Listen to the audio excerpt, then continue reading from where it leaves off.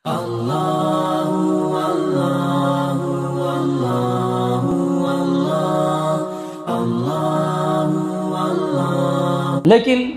ہمارے ایک بڑے بھائی نے ایک اہم سوال کیا. وہ سوال ایک اعتراض. ہم نے زندگی سنی ابو بکر صدیق کی. اگر کسی نے ہمارے سامنے ابو بکر صدیق رضی اللہ تعالیٰ عنہ کے خلاف اعتراض کر رہا ہے تو اس کا جواب بھی ہمارے پاس ہونا چاہیے. اگر کوئی اعتراض کرے، پہلے والے لوگ کہا کرتے تھے کہ عوام کے سامنے اعتراضات نہیں بولنا. عجیب بات ہے. ہم کہتے ہیں عوام کے سامنے اعتراضات بھی رکھے جائیں گے، اس اعتراض کا جواب بھی پیش کیا جائے گا، مشکل بھی ہوگی، مشکل کا حل بھی پیش کیا جائے گا، جبھی جا کے لوگ سمجھیں گے.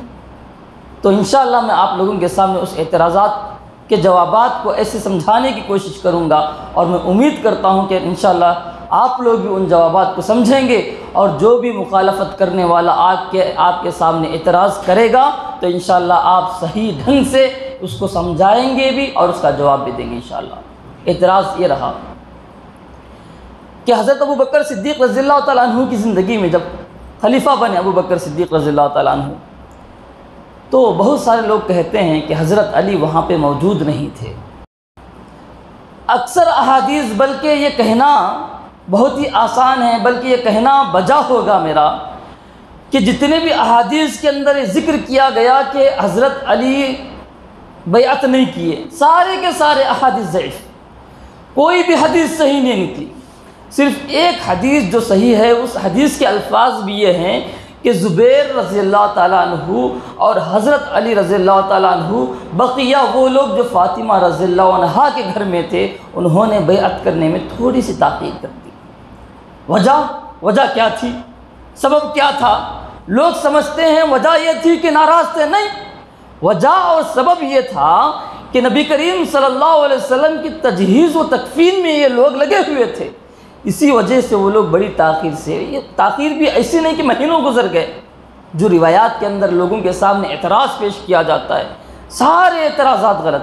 بلکہ ایک حدیث میں آپ لوگوں کے سامنے بیان کروں گا انشاءاللہ آگے، اس اعتراض کے جواب میں، جو بہت ہی جامع حدیث ہے، صحیح حدیث ہے.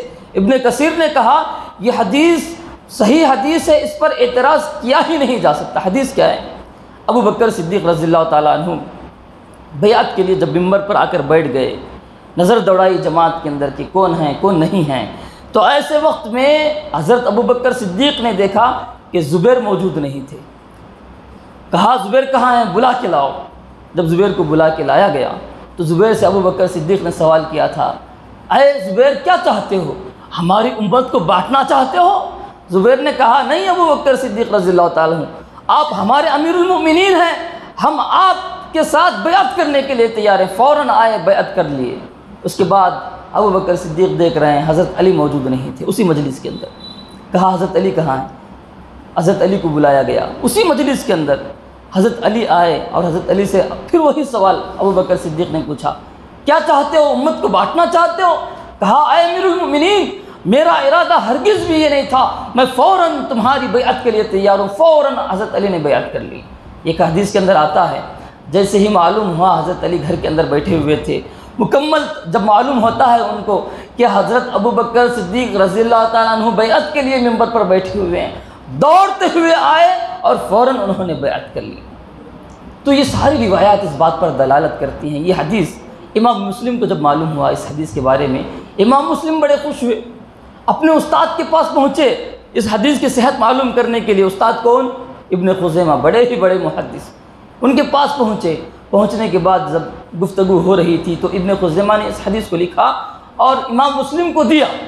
دینے کے بعد امام مسلم نے کہا اتنے سارے لوگ اعتراض کرتے ہیں، اتنی بہترین حدیث ہمیں ملی ہے کہ علی نے بیعت کر لی ہے، اتنی اچھی حدیث ہے کہ یہ قیمتی اونٹ سے بھی زیادہ بہتر ہے. ابن خزیمہ نے کہا قیمتی اونٹ سے زیادہ بہتر نہیں ہے، ایک بہت بڑے خزانے سے بڑھ کر یہ حدیث ہے. ہاں، جو بہت سارے اعتراضات کے جوابات میں اس حدیث کو پیش کیا گیا.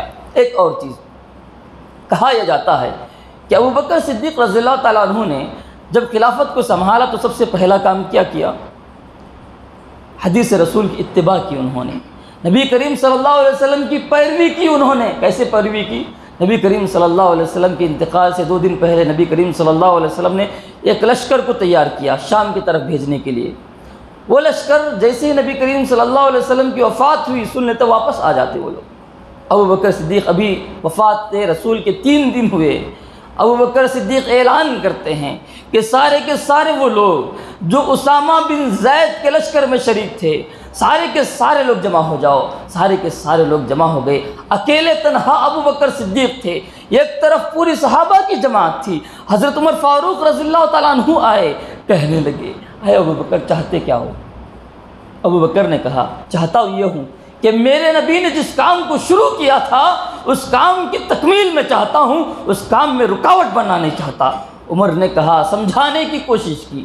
حضرت علی آئے، سارے صحابہ سمجھانے کی کوشش کر رہے ہیں ابو بکر صدیق کو، یہ کہتے ہوئے کہ دیکھو نبی کے انتقال کے بعد کچھ لوگ مرتد ہو چکے ہیں، اسلام کو چھوڑ چکے ہیں، اس کا مطلب یہ کہ وہ ہمارے دشمن بن چکے ہیں، مدینے کے قریب ہی ہیں وہ لوگ، ہمارے دشمن بن چکے ہیں۔ کچھ لوگ ایسے بھی یہاں پر موجود ہیں جنہوں نے زکوٰۃ دینے سے انکار کر دیا، کچھ لوگ یہاں پر ایسے بھی موجود ہیں جو مسلمہ کذاب کے دعوے میں آ گئے، تو یہ سارے کے سارے لوگ مل کر ہمارے خلاف سازش کر سکتے ہیں، تم ایسی صورت میں اسامہ کو کیوں بھیج رہے ہو؟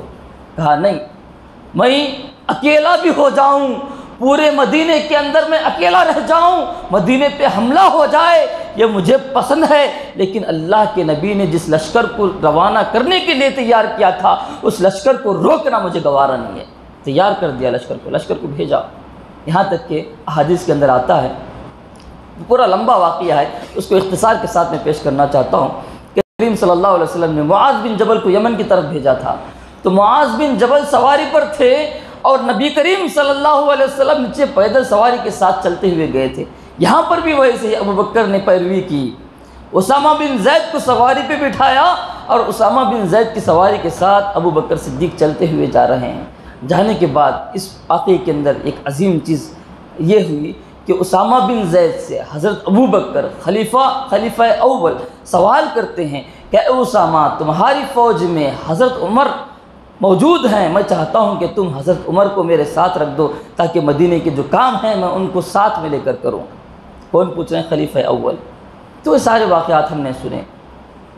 اس واقعے کے ہونے کے بعد سارے صحابہ نے فوراً اتفاق کر لیا کہ ابو بکر نے جو فیصلہ کیا وہ فیصلہ صحیح تھا۔ اختلافات ہو سکتے ہیں، ان سارے واقعات کے اندر جو خلاصہ طور پر جو بہت ساری مفید چیزیں ان واقعات کے اندر بھری پڑی ہیں۔ پہلا واقعہ جو میں نے بیان کیا آپ لوگوں کے سامنے، پہلے واقعے کے اندر بھی بہت ساری مفید باتیں موجود ہیں، دروس ہیں اس کے اندر، عبرتیں ہیں اس کے اندر، نصیحتیں ہیں ان واقعات کے اندر۔ اختلاف انسان کے اندر ہو سکتا ہے، لیکن اختلاف ہونے کے بعد فَإِن تَنَازَعْتُمْ فِي شَيْءٍ، اگر تم کسی چیز میں اختلاف کر بیٹھو فَرُدُّوهُ إِلَى اللَّهِ وَالرَّسُولِ، تم اللہ اور اس کے رسول کی طرف اس بات کو لوٹاؤ۔ تو ہوتا کیا ہے؟ اللہ اور اس کے رسول کی طرف بات کو لوٹائیں گے، یا تو ہمارا اجتہاد جس چیز میں ہم اجتہاد کر رہے ہیں وہ اجتہاد صحیح ہو سکتا ہے یا غلط ہو سکتا ہے۔ جب اجتہاد صحیح ہوگا اللہ 2 اجر دے گا، اجتہاد جب غلط ہوگا پھر بھی اللہ اس کو سوچنے کا اجر 1 دے گا۔ آج ہمارے دور میں کیا ماحول ہے؟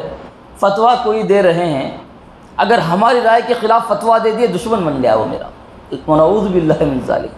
دشمن نہیں ہے، وہ مجتہد ہے، اس سے نفرت نہیں کرنی ہے۔ شیطان آج ایسے ہی مسائل کو لے کے آتا ہے، ایسے مسائل کو لا کے ان لوگوں کے درمیان دشمنی پیدا کرتا ہے جو ایک ہی صف میں کھڑے ہوتے ہیں۔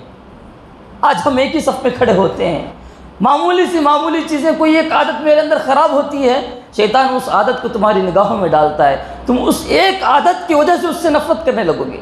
وہ بھی نمازی ہے، تم بھی نمازی ہو، اس معمولی سی چھوٹی سی چیز کو لے کر نفرت ہمارے دلوں کے اندر پیدا ہو جاتی ہے۔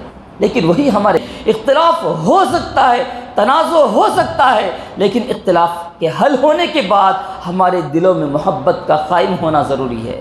جو اختلاف زبان سے بات نکلتی ہے وہ بات، ہماری بات گناہوں تک نہ لے کے جائے ہم لوگوں کو، وہ بات کو وہیں پر ہم لوگوں کو ختم کرنا چاہیے۔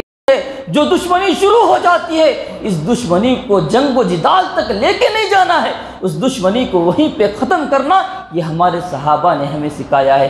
اس عظیم واقعے کے اندر دوسرا درس ہمیں اس کے اندر یہ ملتا ہے، اطاعت رسول، ابو بکر صدیق رضی اللہ تعالیٰ عنہ نے بہت سارے لوگوں نے سکھایا، بہت سارے لوگوں نے بتایا کہ ابھی کچھ ہی دن ہوئے ہیں، غم کو دیکھے، ایسے بادل کو ہم نے دیکھا ہے جو سیاہ بادل تھے، ایسے غم کو ہم نے دیکھا ہے جو زندگی کے اندر ویسے غم کو ہم نے کبھی نہیں دیکھا تھا، تم اسامہ بن زید کو بھیجنے کی بات کرتے ہو؟ ابو بکر نے کہا نہیں، میں بھیجنے کی بات نہیں کر رہا ہوں، میرے رسول کی اطاعت کی بات کر رہا ہوں۔ رسول کی اطاعت کی جب بات آ جائے، ابو بکر نے جملہ ادا کیا، اگر میں تنہا بھی رہوں، اس مدینے پر دشمن حملہ بھی کرے، میں اسامہ بن زید کو روانہ کروں گا، اگرچہ کہ میں تنہا اکیلا مدینے کے اندر رہوں۔ یعنی میری جان کی مجھے پرواہ نہیں ہے، مجھے پرواہ کس چیز کی ہے؟ میرے رسول کی باتوں کی اطاعت کی مجھے پرواہ ہے، ان کی اتباع کی مجھے پرواہ ہے، میرے رسول کی اطاعت میں کروں اس کی مجھے پرواہ ہے۔ اس کی پرواہ آج ہمیں بھی کرنی چاہیے۔ اختلافات ہو سکتے ہیں، کئی باتیں ہوں گی، لیکن جب رسول کی بات آ جائے خاموش، کوئی بات نہیں کرنی ہے۔ رسول کی بات آ جائے مان لینا چاہیے۔ کسی اور کی طرف اعتراض کرتے ہوئے اپنے عقل کو دخل دینا، عقل سے بات کرنا، یہ صحابہ کا شیوا نہیں رہا۔ ایک اور چیز اس واقعے کے اندر، ایک عظیم چیز ہمیں یہ بھی ملتی ہے کہ ابو بکر صدیق رضی اللہ تعالیٰ عنہ خلیفہ اول تھے، خلیفہ وقت تھے۔ خلیفہ مطلب بادشاہ، بادشاہ ہیں، اجازت طلب کر رہے ہیں اسامہ بن زید سے۔ کیوں؟ کیونکہ اللہ تبارک و تعالیٰ کے بھیجے ہوئے رسول نے ان کو ذمہ داری دی تھی۔ جب کبھی کسی کو ہم ذمہ داری دیتے ہیں، اس کی ذمہ داری کا پورا احترام کرنا چاہیے۔ اسی احترام کا یہاں پر ایک سلیقہ ابو بکر نے دکھایا، اجازت مانگی، حکم نہیں دیا۔ حکم دے سکتے تھے نا، خلیفہ بادشاہ تھے، سردار تھے، حکم دے سکتے تھے، لیکن ذمہ داری جب انہوں نے دی، اس ذمہ داری کا احساس تھا۔ کہا حکم نہیں دوں گا، کیونکہ یہاں پر تم ذمہ دار ہو، تمہاری ذمہ داری سے میں سوال کروں گا، تم سے پوچھوں گا، تمہاری اجازت میں لوں گا۔ یہ ہمارے زندگی کے ہر مرحلے میں ہونا چاہیے۔ جہاں کہیں ذمہ دار ہوتے ہیں ان کو ذمہ دار ماننا، جہاں کہیں بڑے ہوتے ہیں ان کو بڑا ماننا ایک مسلمان کا شیوا ہوتا ہے۔ یہ سب سے بڑا درس ہمیں اس کے اندر ملتا ہے۔ ایک اور درس کہ اس عظیم واقعے کے اندر ہم نے دیکھا صحابہ کرام رضوان اللہ علیہم اجمعین مصیبت میں ہیں، غم میں تھے کہ نہیں تھے؟ سارے صحابہ غم میں ہیں، لیکن غم میں ہونے کے باوجود صحابہ کا یہ عقیدہ تھا، آج ہمارا بھی یہ ایمان ہونا چاہیے کہ غم انسانی زندگی میں آتا ہے، لیکن غم آنے کے بعد رہتا نہیں، چلا جاتا ہے۔ فَإِنَّ مَعَ الْعُسْرِ يُسْرًا، ہر تکلیف کے بعد آسانی ہے۔ اس آسانی پر ہمیں اللہ تبارک و تعالیٰ پہ بھروسہ ہونا چاہیے۔ تکلیفیں آتی ہیں، مایوس ہو کر گھر میں نہیں بیٹھ جانا۔ تکلیفیں آنے کے بعد مایوس ہو کر ایسے الفاظ زبان سے نہیں ادا کر دینا جن الفاظ سے اللہ تبارک و تعالیٰ ناراض ہو جائے، بلکہ تکلیف آنے کے بعد اللہ تبارک و تعالیٰ پر پورا بھروسہ، اعتماد ہونا چاہیے کہ تکلیف ختم ہونے والی ہے، میرا رب میرا ساتھ دینے والا ہے۔ صحابہ نے اس بات کو، اس واقعے کے اندر ہمیں یہ ساری چیزیں ہمیں معلوم ہوتی ہیں۔ آخر میں اللہ تبارک و تعالیٰ سے میں یہی دعا کرتا ہوں کہ اللہ تبارک و تعالیٰ ہمیں سنی ہوئی باتوں پر اللہ عمل کرنے کی توفیق عنایت فرمائے۔ آمین یا رب العالمین، وآخر دعوانا الحمدللہ رب العالمین۔